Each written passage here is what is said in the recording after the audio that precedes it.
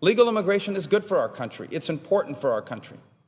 The second thing people will tell you is that illegal immigration is not good for America. I know both sides of this coin firsthand. I didn't read about this in a book. I didn't watch some movie last week about immigration. I live this issue on a daily basis. I live in a family of immigrants, married into a family of immigrants, in a neighborhood of immigrants, in a community of immigrants. I see all the good things that legal immigration has done for America, and I see the strain that illegal immigration places on our country. We have a fundamental problem in America today, and that is that we have a broken legal immigration system, and we have a very serious illegal immigration problem. And those are the things that we are trying to address in a common sense way that's good for America. And what you saw yesterday was the release of some principles. It's not a bill, it's some principles. It is basically the architecture of the work that we hope to undertake in conjunction with every one of my colleagues here. It's not a secret group that's going to meet and force some issue upon you to take it or leave it. It's the beginning of a process that we hope to lead to a real solution. Part one of that process is we need a legal immigration system that works. In fact, our broken legal immigration system is a significant contributor to illegal immigration. It is so expensive, it is so complicated sometimes to legally immigrate to the United States or to renew a visa that it is encouraging people to do it the wrong way. We have a system that doesn't reflect the reality of the 21st century, and that needs to be addressed. That is one of the top priorities of this system. The second priority is this. This is a sovereign country. As a sovereign nation, the United States of America has a right to have immigration laws, and it has a right to enforce our immigration laws. And that's important to point out sometimes. We lose sight of this, that we have 1 million people a year who immigrate legally to the United States permanently. No other country in the world is nearly as generous. There isn't even a close second. 1 million people a year who wait in line and pay the fees and come here the right way. And so if you don't enforce the immigration laws, you're undermining that effort. In fact, you're discouraging it. You're being unfair to it. So we need to have immigration laws that work and that are enforced.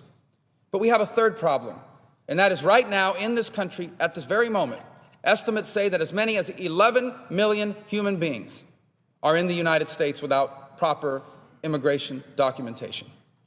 Now let me be clear, on the one hand, the vast majority of these folks are not victims. They knew what they were doing and what they did was wrong. They don't have a right to illegally immigrate to the United States. There is no such thing as a legal right to illegally immigrate to the United States. On the other hand, these are 11 million human beings. 11 million people who, irrespective of how they did it, came here, the vast majority of them, in pursuit of what every one of us would recognize as the American dream. And so as a policymaker, as someone who passionately loves this country, as do all my colleagues and everyone watching, I realize we have 11 million people here who are undocumented. What they did was wrong, but they will probably be here, almost all of them, for the rest of their lives, with or without documents. So what I want to do is I want to say, okay, we need to deal with this. We need to modernize our legal immigration system. We have to deal with the 11 million people that are here now in a way that makes sense, not a talking point. And we have to make sure that this never happens again, that we never find ourselves back where we are right now. I hope I never again in the future have to come back here and say, guess what, folks? We have another 5 million people that are here undocumented. And let me be clear, I personally will not support any immigration bill that does not prevent that from happening. But it all starts with dealing with the reality that we have 11 million human beings who will be here the rest of their lives with or without documents. We have to deal with that. What these principles say is, number one, let's modernize our legal immigration system. Let's have an agricultural program that works. Let's have a high-tech visa program that works. We have to have a 21st century immigration system, which means we can no longer afford to have less than 10% of the people who come here based on skills. We need to change that, not by undermining family-based immigration, but by reforming the programs that we use for skill-based immigration. We need to modernize it. The second thing is we need real enforcement mechanisms. There are 3 things that work. Number one is securing and getting operational control of the border. And by the way, this is not just an immigration issue. The border is not just an immigration issue. I'm not in favor of a housekeeper or a landscaper coming across the border illegally. I'm not in favor of that. But what keeps me up at night is a terrorist coming across the border. And a porous border, the north and the south, leads to that possibility. So the border is as much about our sovereignty and our national security as it is about immigration.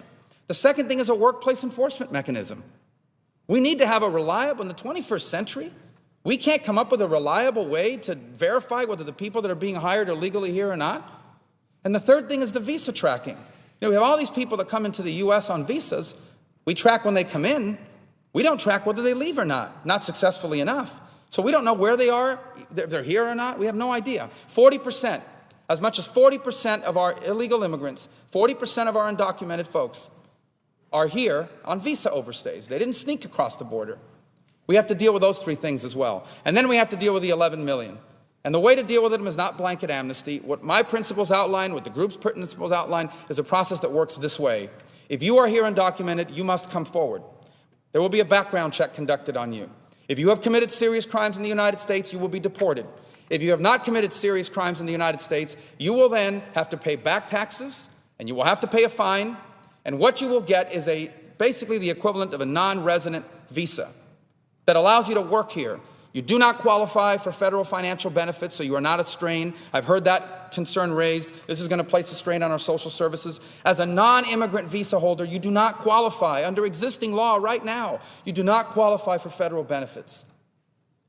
What you get is a work permit, the ability to be here legally. We know where you are, we know where you live, we know where you work, you pay taxes, you've paid a fine, this is not amnesty, and you have a non-immigrant visa. And there's nothing you can do with that visa but stay here, work, you can travel to visit relatives. You can't turn that into citizenship. It's a non-immigrant visa. And they will have to remain in this process, in this probationary phase, for a significant period of time. Not an unreasonable period of time, but a significant period of time. And after that period of time has elapsed, and if they have complied with all the requirements of that probationary period, and if it is certified that the enforcement mechanisms are in place and have happened, that's critical. Then, and only then, do we then move to phase two? And this is what phase two is. It's very simple. Phase two is we will now go to these folks and say, okay, you will now be given the opportunity to apply for a green card using the same process as anybody else anywhere in the world will apply. The same process. In essence, all we're going to give them is a chance to do what they should have done to begin with. All we're going to eventually give them is a chance to apply the way they should have applied from the beginning. And here's what's important. They'll have to get in line. People say, what's the big deal about the line? The big deal about the line is that all those people that have done it the right way, it's not fair to them to allow someone who didn't do it the right way to leapfrog them. In essence, we can't make it cheaper and faster to immigrate here illegally than it is to immigrate here legally. And ultimately, they'll have to get in line. When their turn comes up, they'll have to qualify for the visa they've applied for. And if all that works out, then they will get a green card. And once you have a green card, depending on how you got it, you will have to wait about 5 years before you can even apply for citizenship. This is the process and the principles we have outlined. Now, I've heard concerns. They are all legitimate concerns. I want to say something. Just because someone raises concerns about our principles doesn't mean they're ultimately going to be against it. It means they have legitimate concerns. People say it's wrong to reward people who have done this the wrong way. We agree. That's why you can't allow them to leapfrog anyone. That's why the line is important and the waiting period is important. They say we're not enforcing. I heard Senator Sessions earlier say, we're not even enforcing our current laws. That's true. And one of the reasons why they're not being enforced is because the current system doesn't exist. It doesn't work. What we have now is de facto amnesty. If we do nothing, what we have is de facto amnesty because we don't even know who the undocumented are. You couldn't enforce it even if you wanted to. And that's why we have to deal with this issue. They talk about the cost of social programs. If you're on a non-immigrant visa, you don't qualify for the social programs by current law. Look, there's a lot of work to be done. What we announced yesterday is not a plan, it is a framework. And that framework has to now be turned into legislative language. That's a lot of hard work. But I hope people will take this as an opportunity to come up with an issue that is solvable, that we can address, that we can bring conclusion on. It'll have to be done the right way, and it will not be easy. In a few hours, the president will give a speech in Nevada. And early press accounts concern me. I don't want to turn this into a partisan thing. Let me just say this. If this endeavor becomes a bidding war to see who can come up with the easiest, quickest, and cheapest pathway to green card possible, this thing is not going to go well, folks. We have now a very common sense and reasonable set of principles, and I hope what the president will say today is that he hopes that that process succeeds. But if his intentions are to trigger a bidding war to see who can come up with the easiest process, this is not a good start. But let's give him the benefit of the doubt. I hope my colleagues will do the same. I am deeply committed to the rule of law and to having an immigration system that works. I hope we can work together to accomplish that. I yield the floor.